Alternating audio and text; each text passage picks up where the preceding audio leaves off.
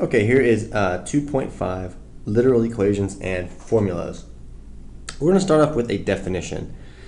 A literal equation is an equation that involves two or more variables. So here are some examples of literal equations that you might be familiar with. We have area is equal to pi r squared. So I have two variables. I have a variable a for area and I have r for radius. Perimeter is equal to 2 times the length plus 2 times w. I have a length and I have a w for width for the perimeter of a rectangle. So a literal equation is an equation that has two or more variables. We're going to be using these in this lesson today.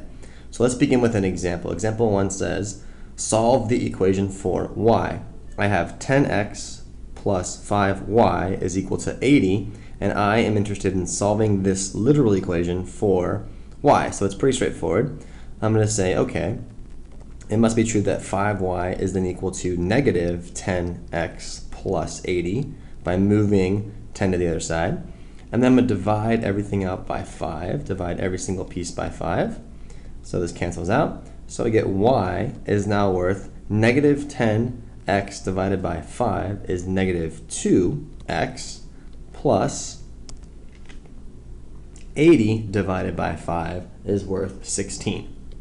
So now I have solved the equation for y. Y is negative 2x plus 16, and we have solved the equation for y.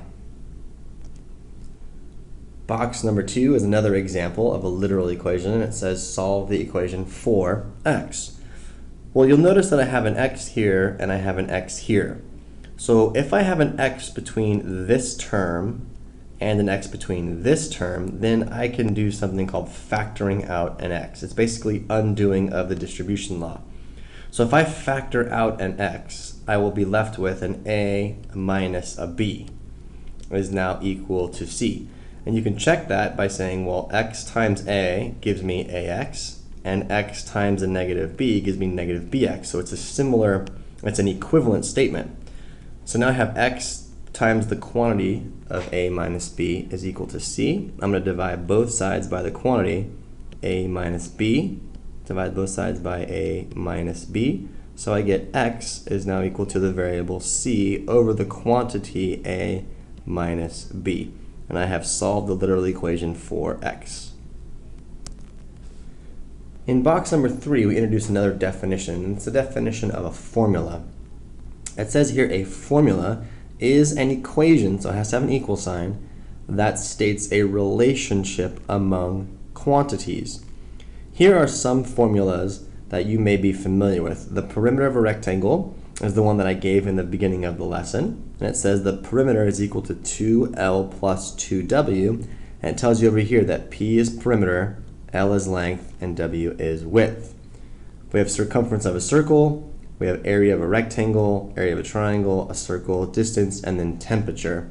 And all of these relate relationships among quantities. That is the definition for a formula. Here is a U-try for box number 4. I want you to solve for x in the following literal equation. It says that negative t is equal to r plus px. Hopefully you picked the right answer and you solved it correctly, but the answer should be negative t minus r over p, or you could represent the answer as the negative of t plus r over p. The way that I did it was I just subtracted r from both sides and divided p on both sides, and I came up with the solution. In box number 5, I have an example for you, and it's asking me to do find the radius of a circle where the circumference is 64 feet. It says round to the nearest tenth and use 3.14 for pi. Okay, so I want to choose the formula that relates circumference to radius, and that formula will be right here. So I'm circling it for you to show you that this is the one that I'm going to use. So I'm going to go ahead and write that down. The circumference is equal to 2 times pi times r, where c is the circumference and r is the radius. Well, it tells me the circumference is 64 feet. So if I substitute it, I think I'm going to get 64 is equal to 2 times pi times the radius, which is the thing that I'm looking for, right? It says, what is the radius of the circle? That's what I don't know. Now it says to use 3.14 for pi, so I'm going to say 64 is equal to 2 times 3.14 times my radius. So if I want to solve for my radius, I'm going to divide each side by 2 times 3.14. Divide this side by 2 times 3.14. And if I move up a little bit, I would see that r is then equal to about 10.2 feet when I plug it in. So I don't need this, I need the about sign. So my radius would be about 10.2 feet if the circumference is 64 feet. Okay, box number 6 is a U-try.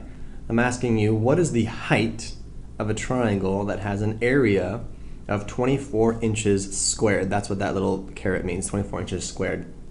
And a base with a length of 8 inches. So I'm going to give you a clue, and you guys should use this formula to solve it because it relates area to base and height. And I have area and I have base. So go ahead and try it and see what you come up with. Okay, here's the solution that we were looking for. We start off with area equals 1/2 base times the height. I know that the area was 24 inches, so I substitute in for 24 inches. I know that the base is 8 inches, so I substitute in. And h is the thing that I am looking for. So therefore I get 24 is equal to, well, 1/2 times 8 times h can be rewritten as 8h over 2. Then I'm going to cross multiply and multiply both sides by 2 and basically get that 48 is equal to 8h. I'm going to divide both sides by 8.